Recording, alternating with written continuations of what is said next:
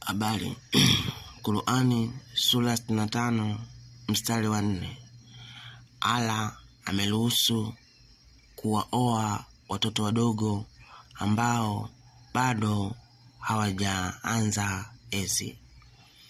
Tunaona katika Qur'ani sura 65 mstari wake ni wa 4, Allah anasema kwamba watoto walio katika umri mdogo ambao wameolewa wapewe talaka na ida yao ni miezi 3. Hivyo kwa aya hii inatufundisha kwamba ni ruhusa kutoka kwa Allah kuoa watoto wadogo ambao bado hawajafikia hedhi, kwa sababu huwezi kumpa talaka mwanamke ambaye haujamuoa. Nasoma ni Qur'ani sura 65 mstari wa 4.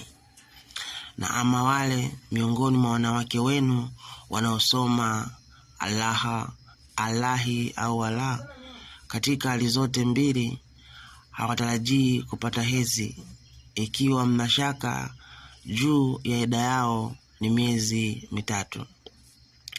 Na pia kwa wale ambao bado hawajapata hedhi kwa sababu ya umri wao mdogo pia ni miezi 3.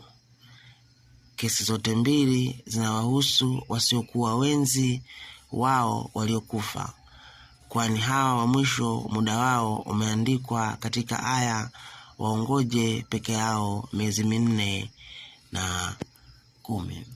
Kwa mujibu wa hii, Allah ameruhusu kuoa watoto wadogo kama alivyomruhusu mtume wake Muhammad kuoa mtoto wa miaka 6.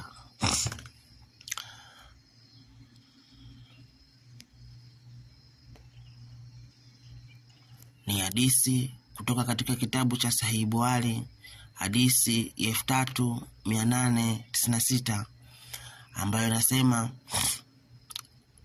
Hadija alifariki miaka 3 kabla ya mtume kuondoka kwenda Madina. Alikaa huko kwa muda wa miaka 2 hivi, na kisha akamuoa Aisha akiwa msichana wa miaka 6, na alifunga ndoa hiyo akiwa na umri wa miaka 9. Kwa hiyo Allah kuruhusu kuoa watoto chini ambao hawajavunja ungo sio tatizo, maana hata mtume wake alioa mtoto wa miaka 6. Mungu akubariki ewe Muislamu.